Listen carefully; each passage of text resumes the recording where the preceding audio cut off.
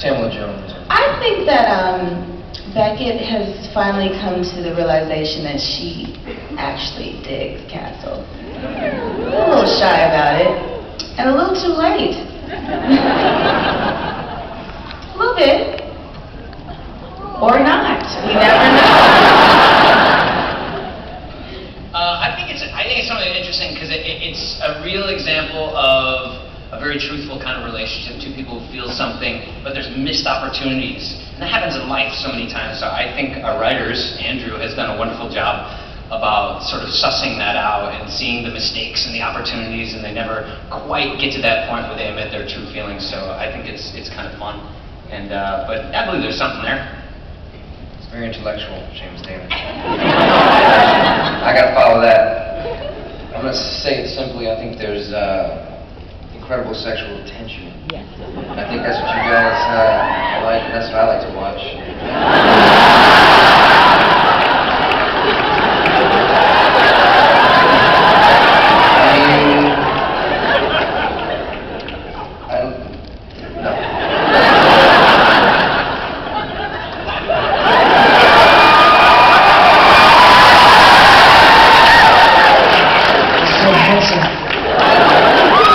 So weird, I thought we had a moment, but I don't know what happened. I'm curious, how many of you have read Heatwave? And so the next one is Naked Heat. Comes out September 28th. I thought it would be fun, if you have read Heatwave, there's a scene where Castle and Beckett, the characters based on them, Nikki Heat, she hooks up with Castle's another version of him. Tell me his name again, Nathan. The character in the book who's... Yeah, Jameson Brooke. Yes. I should know, I wrote it. Exactly, you did. So I thought it would be fun if Nathan and Stana could read a passage from the book. Is that page 116? What was it, page 106? And there's kids in the audience, we couldn't read that page. So we're going to start with page 104. So,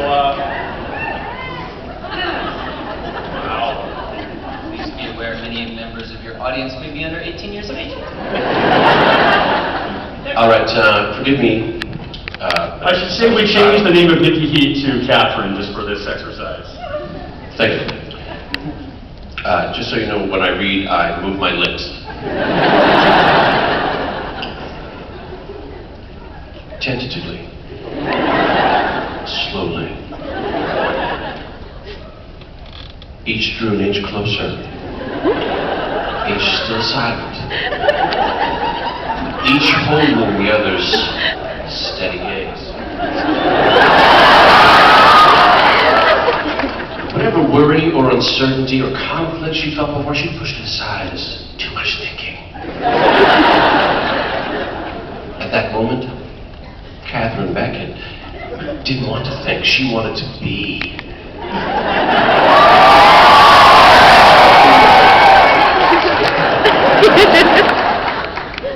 Where was I?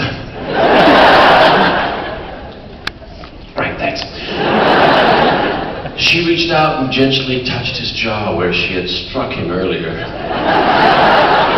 She rose up on one knee and leaned forward to him, and rising above him, lightly kissed his cheek. Catherine, Kate,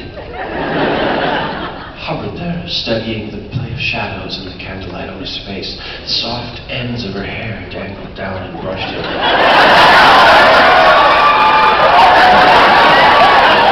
He reached out, gently smoothing one side back, lightly stroking her temple as he did. Leaning there above him, Kate could feel the warmth from his chest coming up to meet hers, and she inhaled the mild scent of his cologne.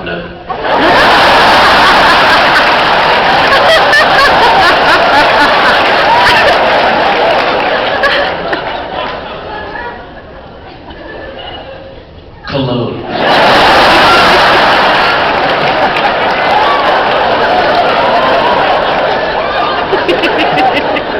The flickering of the candles gave the room a feeling of motion, the way it looked to Catherine when the plane she was in flew through a cloud. She pressed herself down to him, and he came to meet her, the two of them not so much moving as drifting weightless toward each other, attracted by some irresistible force in nature that had no name, color, or taste, only heat.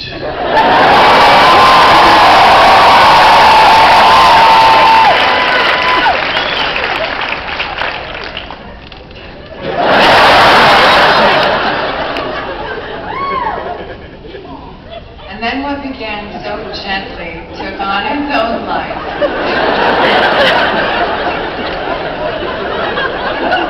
They flew to each other, locking open mouths together, crossing some line.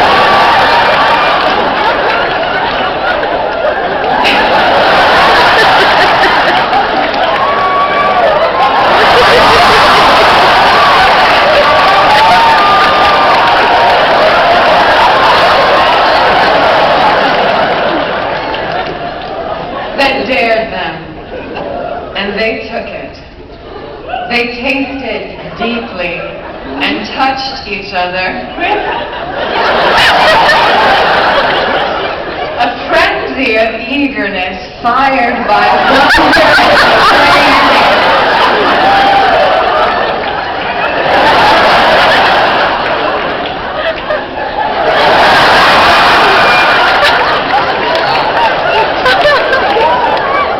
The two of them released at last to test the edge of their passion.